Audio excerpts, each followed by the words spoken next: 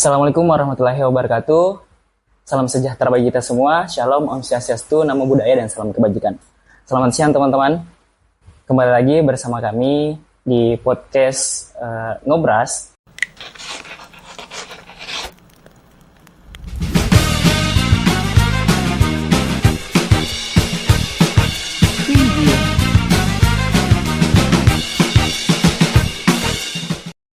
Perkenalkan, saya Muhammad Yaras yang akan menemani diskusi kita pada hari ini. Nah, untuk mempersingkat waktu, izinkan saya memperkenalkan narasumber atau teman diskusi kita hari ini, yaitu Kak Sofyan Basri, MPD. Selamat siang, Kak. Selamat siang. Pepatah pernah bilang, Kak, tak kenal maka tak sayang. Menarik. Kalau boleh bisa tahu kira-kira Kakak boleh memperkenalkan diri Kakak, asal dari mana, jenjang pendidikannya, karirnya seperti apa? Oke, terima kasih. Pertama-tama saya mengucapkan terima kasih banyak karena diundang untuk menjadi narasumber pada podcast yang dilaksanakan oleh Himpunan Mahasiswa Teknologi Pendidikan. Tentu ini adalah patut diapresiasi karena dalam proses pendidikan hal-hal yang semacam ini adalah bagian daripada proses pendidikan itu sendiri. Jadi saya Sofyan, saya lahir dan besar di sebuah kampung kecil di Kabupaten Senjai, tepatnya di Babara namanya, Kampung Babara. Itu berada di satu wilayah Kecamatan Senjai Selatan yang berbatasan dengan Kabupaten Bulukumba. Jadi kalau kita dari arah Makassar mau menuju Senjai lewat Bulukumba, kecamatan pertama yang akan didapati itu adalah Kecamatan Senjai Selatan, dan itu adalah kampung saya. Saya lahir dan besar di sana. Sekolah juga di sana sampai sekolah menengah atas SMA. Jadi saya sebenarnya mengenyam pendidikan dasar itu betul-betul full murni di kampung. Baru pada tahun 2008 saya baru hijrah ke Makassar. Jadi saya hijrah ke Makassar tahun 2008 untuk kemudian kuliah di Universitas Negeri Makassar. Jurusannya Teknologi Pendidikan. Jadi seperti itu. Dan tahun 2008 itu adalah pertama kali saya menginjakkan kaki ini di kota Makassar. Pertama kali. Jadi, dan itu hanya diantar sama orang tua sama di rumah salah satu sanak keluarga. Setelah diantar, orang tua pulang tuh. Jadi saya selama proses pendaftaran, pokoknya mulai dari mendaftar sampai masuk betul-betul kuliah itu berproses sendiri. Tidak diantar sama sekali sama. Saya hanya diantar sampai di rumahnya keluarga itu. Setelah itu tidak, bebas. Oh, biasa. Ya, begitulah kira-kira. Wah, luar biasa sekali ya, Kak. Pengalaman pertama langsung sendiri apa segala macam. Ya, pertanyaan selanjutnya, Kak. Kira-kira motivasi apa yang membawa Kakak hingga berani hijrah ke Makassar? Nah, pertanyaan menarik ini. Dulu sebenarnya saya tidak pernah bermimpi sama sekali untuk ke kota Makassar dan melanjutkan pendidikan. Malah tidak pernah itu. Tidak pernah terpikirkan sejauh itu. Karena saya ini kan keluarga yang ya bisa dikatakan tergolong menengah ke bawah. Bahkan bisa dikatakan kategori miskin. Karena kenapa saya mengatakan begitu? Kenapa saya mengatakan begitu? Karena fakta yang saya alami dan saya saksikan. Rumah saya dulu itu kan rumah, kalau orang di kampung itu kan rumah panggung. Rumah panggung, dan itu sudah ya bisa dikata tidak layak huni. Kenapa tidak layak huni? Karena di depannya ada bambu untuk menopang supaya tetap kuat itu rumah. Di belakangnya juga ada bambu. Jadi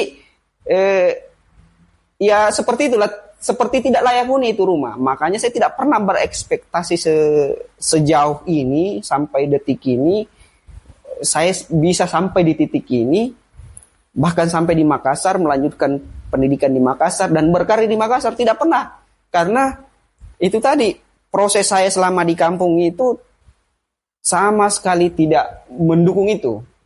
Karena pekerjaannya orang tua hanya petani, itu pun petani tidak menggarap sawah sendiri, tapi sawahnya orang yang digarap, berkebun bukan kebunnya orang, bukan kebun kita sendiri, tapi kebunnya orang yang digarap. Jadi tidak pernah sama sekali. Hanya satu yang membuat saya tetap berimajinasi, bermimpi untuk melanjutkan pendidikan. Pertama, motivasi dari orang tua saya tentu saja. Mulai dari ibu saya itu sebenarnya pernah sekolah dari SD sampai SMA, sampai SMP. Jadi dia terhenti di SMP, tidak sampai melanjutkan SMA. Bapak malah tidak pernah sama sekali sekolah. Bapak saya hari ini bisa membaca dan menulis itu berkat ada namanya proses pemberantasan buta aksara dulu. Yeah. Jadi dulu itu ada program pemerintah pemberantasan buta aksara. Yeah. Nah, bapak saya yang masuk di situ. Itu belajarnya saya ingat sekali karena saya sering ikut. Belajarnya di kolong rumah warga. Jadi bapak itu bisa membaca, bisa menulis karena berkat itu pendidikan alternatif itu. Luar biasa ya. Iya. Jadi itulah yang membuat saya kemudian bermimpi bahwa sepertinya saya harus melanjutkan proses pendidikan ini. Karena saya melihat orang sekeliling dan lain sebagainya.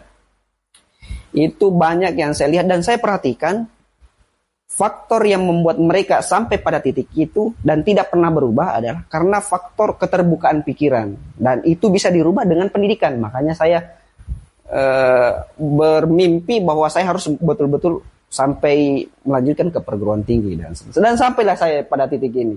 Gitu. Luar biasa, teman-teman.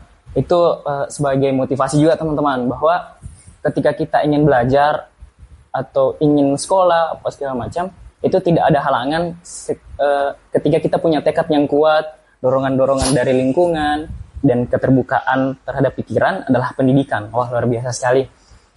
Kalau boleh tahu nih, Kak, kesibukannya akhir-akhir ini itu apa? Ya. Jadi saya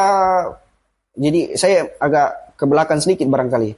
Jadi setelah selesai S1 itu, karena itu adalah sebuah rentetan peristiwa yang membuat saya hadir dan berada pada titik ini. Jadi ketika saya selesai kuliah tahun 2013, saya wisuda tahun 2013, saya lupa persisnya di bulan Desember kalau saya tidak salah, 2013 selesai. Kemudian karena ya faktor orang tua setelah kuliah kau harus kembali ke kampung.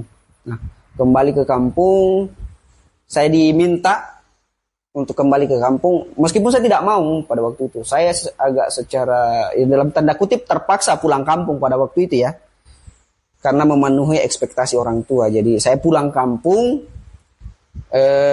dimintalah mencari pekerjaan, kira-kira di kampung apa yang bisa kau lakukan setelah kuliah. Saya melihat peluang itu sangat kecil sekali. Bahkan saya didorong untuk menjadi tenaga honorer di pemerintah kabupaten. Saya mengikuti semua proses itu, permintaan orang tua itu. Saya mengikuti proses itu.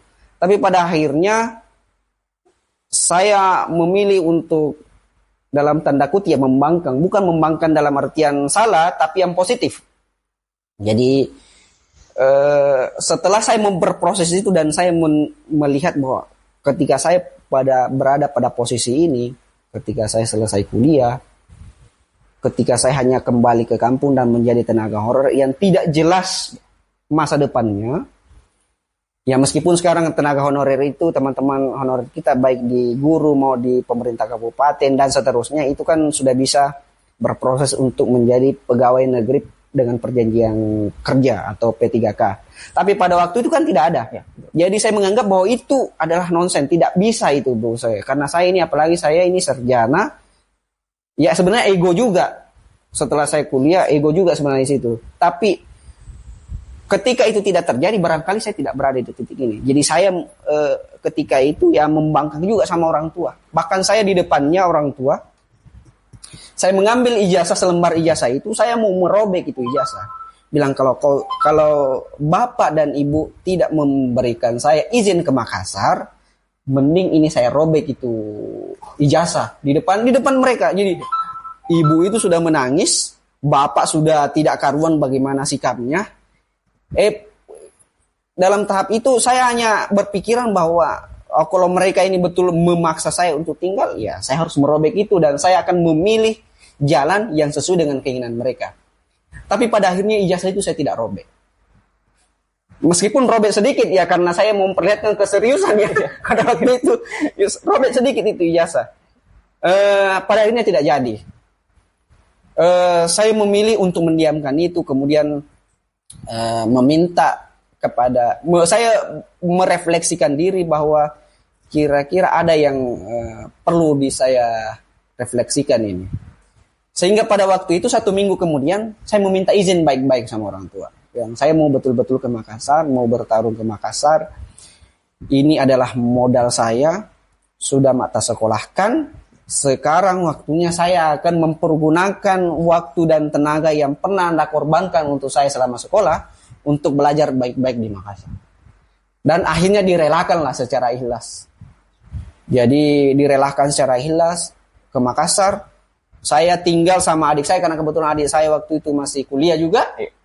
Saya tinggal numpang di adik saya sambil saya belajar kira-kira saya mau kerja apa ini setelah ini. Saya lalu bertemu dengan banyak orang, dengan banyak latar belakang. Saya ikut organisasi dan lain sebagainya. Sampai akhirnya saya menemukan satu kegiatan yang itulah yang membuat saya jalan pada titik ini. Kegiatan itu adalah saya terlibat di jurnalistik. Jadi saya masuk dunia jurnalistik tahun 2015. 2015 saya mulai belajar sama beberapa orang. Setelah dirasa sudah cukup pengalaman, saya memberanikan diri lah membawa lamaran itu ke perusahaan media resmi. Dan akhirnya saya masuk di sana, berproses kurang lebih ya sekitar 5-7 tahun. Di situ juga saya melanjutkan pendidikan tuh. Jadi ada hal menarik juga ketika saya mau lanjutkan pendidikan. Sebenarnya pada waktu itu ketika saya mau berangkat ke Makassar, saya dikasih itu modal sama orang tua, dikasih modal sama orang tua. Saya kasih kamu uang, sejumlah uang, besarannya cukuplah untuk kuliah, untuk 4 semester, untuk S2 ya, karena kan 4 semester 2 tahun. Cukup. Saya tunggu tuh cukup untuk saya pakai selesai S2. Tapi saya tolak. Waktu itu saya tolak. Kenapa saya tolak? Karena saya menganggap bahwa pengorbanan mereka ini sudah cukup. Saya tolak dan katakan, saya betul-betul berniat baik untuk mau lanjut pendidikan saya sampai tingkat S2. Tapi saya minta maaf, saya tidak bisa menerima ini. Karena kondisinya waktu itu adik saya 2 orang kuliah. Jadi saya tidak mungkin egois untuk mengambil itu karena adik saya juga kuliah. Jadi saya menolak itu secara baik-baik. Dan akhirnya setelah saya lanjut itu, saya kembali setelah jadilah ke Makassar, kemudian terjun di jurnalistik. Tahun 2017 karena saya merasa cukup, pekerjaan ini sudah cukup untuk membuat saya lanjut S2, makanya saya lanjut S2 di tahun 2017. Saya menyampaikan itu sama orang tua ketika saya mau orientasi di kampus. Dan saya bilang, saya menelpon orang tua, saya ingat sekali ibu saya yang saya telepon, Bu, saya sudah mau orientasi di kampus, saya lanjut kuliah S2. Oh, yes. Betapa saya waktu itu dengan nada yang lirih, orang tua itu mengatakan, selamat nak, akhirnya kau berhasil di perantauan. Jadi saya kira hal-hal yang seperti inilah yang perlu diinternalisasi oleh setiap mahasiswa. Jadi bukan berarti bahwa kisah saya ini lebih menarik dari yang lain, tidak. Tapi saya kira ada hal-hal positif dari proses pendidikan itu yang membuat nilai etis dan moral itu menjadi lebih kuat. Saya kira itu. Sehingga ya sampailah saya di titik ini tahun 2021 setelah 7 tahun, kurang lebih 7 tahun di jurnalistik dan selesai S2. saya kemudian mendaftar sebagai dosen di kampus kecil bukan kecil juga, tapi lumayan besar kalau kampus itu, di Universitas Kristen Indonesia Toraja di Tanah Toraja, tepatnya di Kota Makale. Dari tahun 2021 saya mengajar di sana sampai 2023 akhir. Kemudian awal 2024 syukurnya saya keterima kembali di kampus di Universitas Negeri Makassar, dan saya sampai pada titik ini. Seperti itu kira-kira. Berarti sekarang kakak bekerja di Universitas Negeri Makassar? Iya, betul. Wah, itu luar biasa sekali pengalamannya kak. Sampai ada beberapa keputusan yang kakak ambil cukup luar biasa. Ya itulah, keputusannya itu kan apa ya? Keputusan itu penting jika ada perencanaan yang baik. Luar biasa. Jadi kadang-kadang keputusan itu menurut banyak orang ya, ini menurut banyak orang. Keputusan itu adalah titik krusial, tapi bagi saya adalah keputusan itu bukan titik krusialnya. Keputusan itu adalah bagaimana caranya kita mengelola perencanaan. Karena kalau perencanaan kita bagus, ya keputusan itu mudah-mudah saja karena sudah ada rencananya. Saya kira begitu. Teman-teman, pengalaman yang luar biasa ketika mengambil keputusan, setidaknya punya rencana ke depannya, teman-teman. Nah, untuk ada juga beberapa pertanyaan nih kak. Okay. Mungkin karena beranjak dari pengalaman kakak yang luar biasa, mulai dari kuliah sampai di titik sekarang sebagai dosen di salah satu universitas, yaitu Universitas Negeri Makassar. Nah, pertanyaan pertama kak, menurut kakak, apakah kurikulum akademik saat ini sudah cukup mendukung kebutuhan organisasi? Oke. Apakah kurikulum itu mendukung kegiatan organisasi? Pertanyaan saya begini, untuk menjawab pertanyaan itu kita harus coba ramu ulang misalnya. Pertanyaannya adalah, apakah kurikulum itu berdampak sama organisasi atau tidak? Kalau itu pertanyaan mau dijawab secara struktural, barangkali iya. Tapi apakah itu, kalau kita mau jawab itu secara radikal, barangkali juga iya. Tapi kalau yang saya lihat dan yang saya pahami saat ini, kurikulum itu sebenarnya bagian daripada proses penting berjalannya organisasi. Organisasi yang mana? Organisasi kemahasiswaan, organisasi struktural di kampus, organisasi struktural di luar kampus, misalnya dari atas, dari kementerian ke kampus sampai ke mahasiswa. Kalau saya melihat itu bisa saja berdampak. Hanya saja begini, selama ini yang saya perhatikan, kurikulum itu kadang-kadang mau dipisah itu sama organisasi. Padahal mau tidak mau, suka tidak suka, kurikulum itu adalah bagian dari proses organisasi. Entah organisasi di dalam kemahasiswaan, atau organisasi di internal kampus, atau di internal kampus misalnya di kementerian dan sebagainya. Jadi kalau mau pertanyaannya apakah itu ada hubungannya, saya kira pasti ada hubungannya. Tidak mungkin tidak. Ya betul kak. Mungkin itu pertanyaan dari Kak jawaban dari Kak Sofyan, maaf. Jawaban dari Kak Sofyan yang membahas tentang bahwa kurikulum itu berhubungan langsung dengan organisasi, secara tidak langsung. Pertanyaan selanjutnya Kak, kan tadi mungkin cukup penjelasannya. Kira-kira kakak bisa tidak memberikan contoh bagaimana konsep akademik itu membantu menyelesaikan masalah dalam organisasi? Oke. Permasalahan-permasalahan yang ada di dalamnya. Kalau pertanyaan ini menjurus ke organisasi kemahasiswaan begini. Di kita sebenarnya, saya tidak mau berada pada posisi yang bisa dikata independen banget, bukan ya. Saya hanya mau melihat secara fakta dan realitas bahwa sistem pendidikan kita di Indonesia, di kampus misalnya, itu masih ada dalam tanda kutip kekakuan. Misalnya begini, kalau kita berkaca dengan pendidikan-pendidikan di luar misalnya, di UK, di Inggris, di Amerika dan lain sebagainya, kita tidak mau memberikan standar itu sebenarnya, tidak. Tapi kita hanya mau belajar dari sana. Kalau kita mau ke sana, belajar dari sana, sistem pendidikan mereka itu adalah sistem pendidikan yang egaliter. Maksudnya adalah dosen itu bisa dikritik sama mahasiswa. Itu bisa dibantah sama mahasiswa. Karena posisinya setara, egaliter. Di sini kita kadang-kadang, sorry ya, bukan saya menyalahkan siapapun, tidak. Saya hanya melihat secara realitas.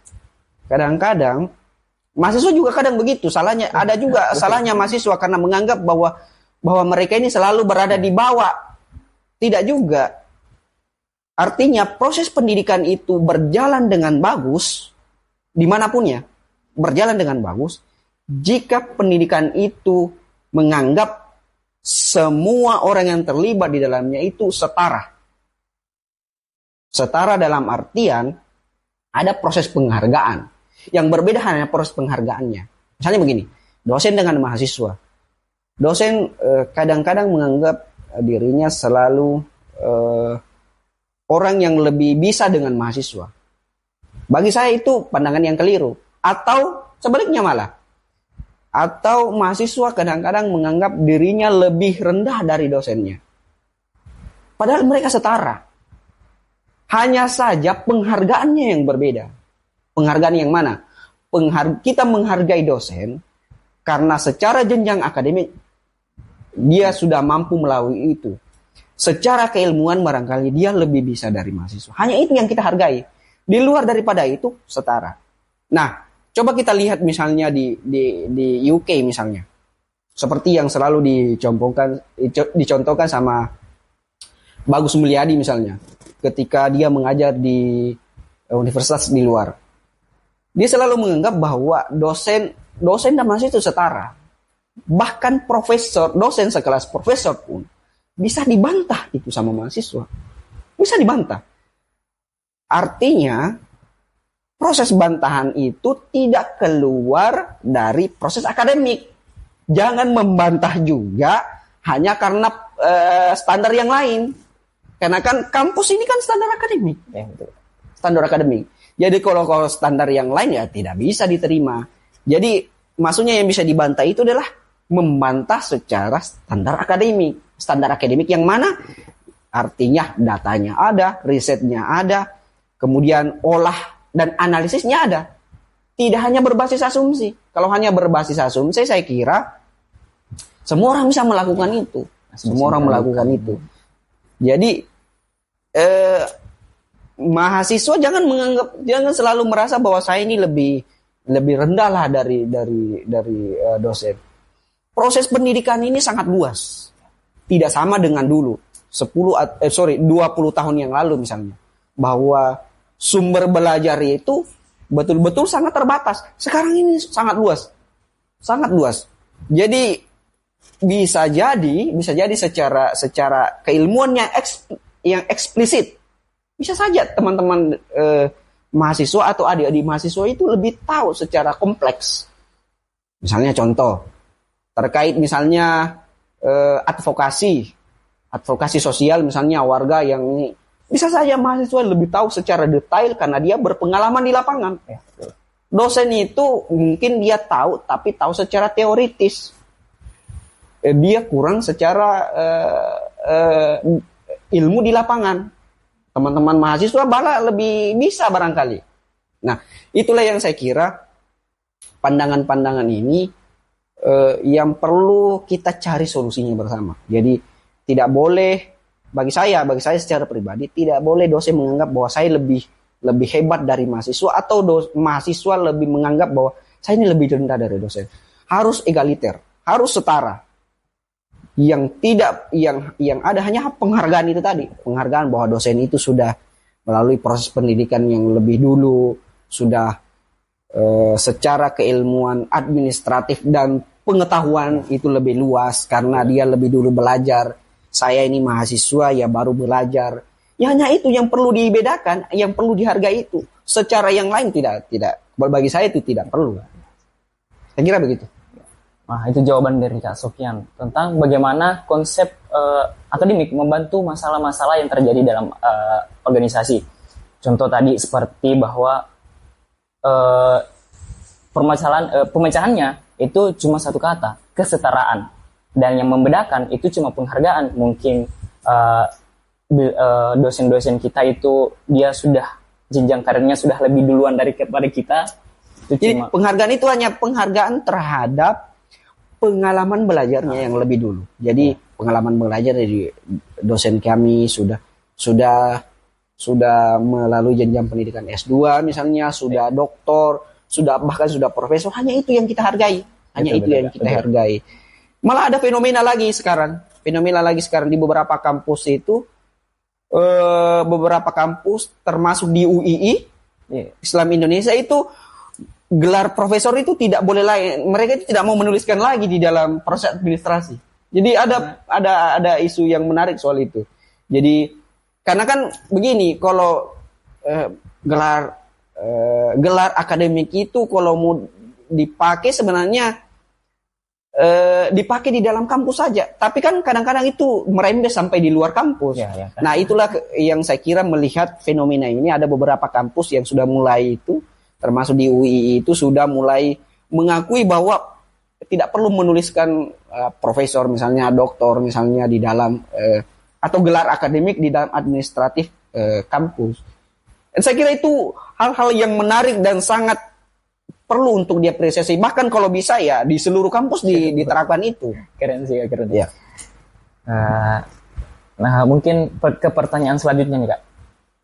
Sejauh mana akademik dan organisasi bekerja sama untuk mendukung perkembangan mahasiswa? Oke. Ya ada juga kadang-kadang itu mahasiswa begini. Kadang-kadang juga itu mahasiswa karena dia lebih fokus di organisasi, melupakan itu akademiknya. Betul. Jadi agak lucu juga saya kira kalau ada yang berpandangan seperti itu atau ada yang melakukan seperti itu. Karena tujuan utamanya Anda sekolah kan di akademik sebenarnya. Organisasi itu adalah bagaimana caranya menyeimbangkan itu supaya ilmu yang didapatkan secara akademik itu bisa diimbangi dengan organisatoris. Jadi kadang-kadang saya juga tertawa juga kalau ada mahasiswa yang menganggap begitu, bahwa kadang-kadang akademik misalnya proses perkuliahan itu porsinya sedikit, porsinya harus lebih banyak di organisasi, atau malah sebaliknya itu, atau ada malah sebaliknya. Karena ada juga mahasiswa yang seperti itu ya. Misalnya dia lebih fokus fokus di akademik misalnya, tidak fokus di organisasi. Saya berbicara pengalaman saja. Dulu terus terang saja, saya ini adalah orang dulu fokus di akademik, terus terang saja. Jadi dulu saya ketika kuliah itu dari 2008 sampai 2013, saya itu fokusnya di akademik sebenarnya secara umum. Karena kenapa saya mengatakan begitu? Hanya dua organisasi saya. Organisasi himpunan di prodi sama organisasi kedaerahan. Itu pun saya tidak terlalu aktif. Bagaimana? Saya hanya anggota biasa. Saya tidak sampai misalnya menjabat ketua bidang atau bahkan ketua umum misalnya, tidak pernah. Jadi saya ini ya kalau mengkritik diri saya juga yang dulu sebenarnya saya mengkritik diri saya yang dulu, karena saya menganggap organisasi itu apa sih? Sebenarnya kan akademik yang lebih penting. Dulu saya begitu. Jadi saya mengkritik itu. Padahal sebenarnya organisasi itu penting, akademik itu juga penting. Kalau kita mau bandingkan misalnya kita mau bandingkan, anggaplah akademik itu adalah tangan kanan, organisasi itu adalah tangan kiri. Kalau tidak ada salah satunya berarti cacat jadinya. Kenapa saya mengatakan begitu? Karena itu tidak sempurna. Pendidikan itu tidak sempurna kalau begitu. Artinya harus dijalani dua-duanya. Sisa yang penting adalah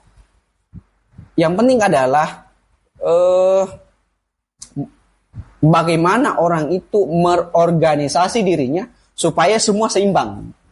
Tidak lebih ke akademik, tidak lebih ke organisasi, tapi seimbang. Supaya ilmunya semua dapat. Saya kira begitu. Dan saya kira baik dalam proses akademik, organisasi, dan kemahasiswaan itu saling tunjang itu sebenarnya. Saling tunjang. Karena kalau hanya fokus di organisasi, bagaimana Anda mungkin bisa dikatakan mahasiswa kalau tidak Anda fokus itu di akademiknya, ya gitu kira-kira. Keren Kak. Mungkin karena juga pengalamannya Kak Sofyan kemarin juga fokus ke akademik dan berorganisasi. Jadi akademik dan organisasi ini bukan sebuah pilihan teman-teman, atau mendominankan sebuah organisasi melupakan akademik, atau hanya fokus ke akademik tidak berorganisasi. Sebenarnya tidak ada yang masalah. Cuman ketika kita mampu menyeimbangkan itu mungkin sebuah hal yang luar biasa bagi seseorang atau mahasiswa. Dan pertanyaan selanjutnya Kak, kira-kira manfaat apa yang Kakak dapatkan dalam berorganisasi? Sangat banyak. Jadi saya berorganisasi itu pasca selesai kuliah sebenarnya. Saya dimulai berorganisasi pasca kuliah. Jadi 2013 saya selesai, saya baru, kayaknya organisasi ini penting. Pentingnya di mana? Karena itu membuat jaringan kita lebih banyak, pertemanan kita lebih luas. Nah, itulah yang saya sadari setelah lepas kuliah itu. Bahwa salah saya rupanya ketika saya kuliah, rupanya saya harus ikut organisasi juga. Nah, itulah yang saya perbaiki pasca kuliah. Jadi, saya ada satu kalimat yang sering saya dengar dari teman-teman. Saya ini dikatakan dulu terlambat nakal. Terlambat nakal kenapa? Karena saya terlambat berorganisasi katanya. Jadi, ya setelah itulah baru saya ikut organisasi kemasyarakatan lah, organisasi kedaerahan lah, ikut organisasi hak asasi lah, organisasi di jurnalistik dan lain sebagainya. Bahkan sampai saya masuk juga di Komite Nasional Pemuda Indonesia Kota Makassar dan seterusnya. Itu karena saya mau memperbaiki diri sebenarnya ketika saya di kampus. Jadi manfaatnya banyak. Itu tadi, memperluas pertemanan, memperluas jaringan, bahkan memperluas peluang kita di dalam dunia kerja. Karena kadang-kadang dalam dunia kerja itu informasi itu yang paling penting. Biar kita pintar, cerdas, ahli di bidang tertentu, tapi kalau kita tidak tahu informasi di mana pekerjaan bisa kita lamar, nol itu semua. Jadi itu pentingnya sebenarnya. Gitu. Itu jawaban dari Kak Sofyan teman-teman, bahwa organisasi beliau beranjak dari pengalamannya yang tentang menambah relasi, menambah jaringan untuk pekerjaan di luar nanti. Ya. Mungkin itu pertanyaan terakhir saya Kak. Kira-kira sebelum kita mengakhiri ini Kak, kira-kira ada closing statement atau pesan untuk teman-teman mahasiswa di luar sana Kak tentang bagaimana dunia kampus, akademik dan organisasi tersebut? Terakhir saya ke mahasiswa, sumber belajar sekarang sangat luas dan terbuka. Manfaatkan itu untuk menambah pengetahuan. Misalnya apa? Platform internet itu sangat terbuka, apapun yang Anda cari ada di sana. Bahkan hal negatif juga ada di sana. Pakai semua instrumen itu untuk menambah pengetahuan. Kenapa? Kita, barangkali saya juga termasuk, dulu untuk sumber belajar itu buku, misalnya mengakses buku, itu dulu sangat terbatas karena kita harus punya bukunya baru bisa. Sekarang ini ada banyak platform yang memberikan buku gratis, bahkan ada banyak organisasi yang memberikan kesempatan untuk membaca buku lebih banyak. Ada banyak komunitas yang terjun di dunia itu misalnya. Pakai semua instrumen itu untuk belajar, untuk memperkaya diri. Kemudian setelah itu jangan pernah berhenti di situ saja. Kalau Anda berhenti di situ menjadi membaca buku itu percuma. Setelah membaca buku, setelah cukup ilmunya, pengetahuannya, menulis. Itu yang paling penting. Karena kan saya juga kadang-kadang kaget itu ke teman-teman, termasuk dulu saya begitu. Tidak pernah jarang membaca dan seterusnya. Bacaannya sedikit, bukunya sedikit, bahkan tidak ada. Tahu-tahu dia mampu selesai dan menyusun skripsi. Nah kan itu kadang-kadang aneh, paradoks itu.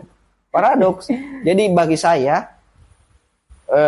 setelah Anda belajar dan semua platform itu belajarnya menulis, tulisan itu akan menjadi sejarah untuk Anda bahwa saya pernah menulis semua rentetan peristiwa kehidupan misalnya yang Anda tulis itu akan menjadi sejarah untuk Anda.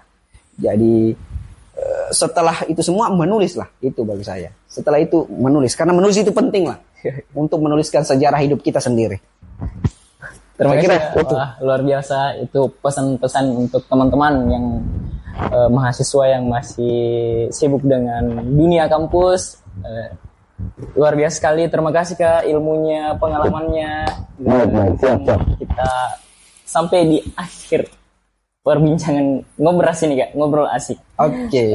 Kurang lebihnya mohon dimaafkan. Assalamualaikum warahmatullahi wabarakatuh.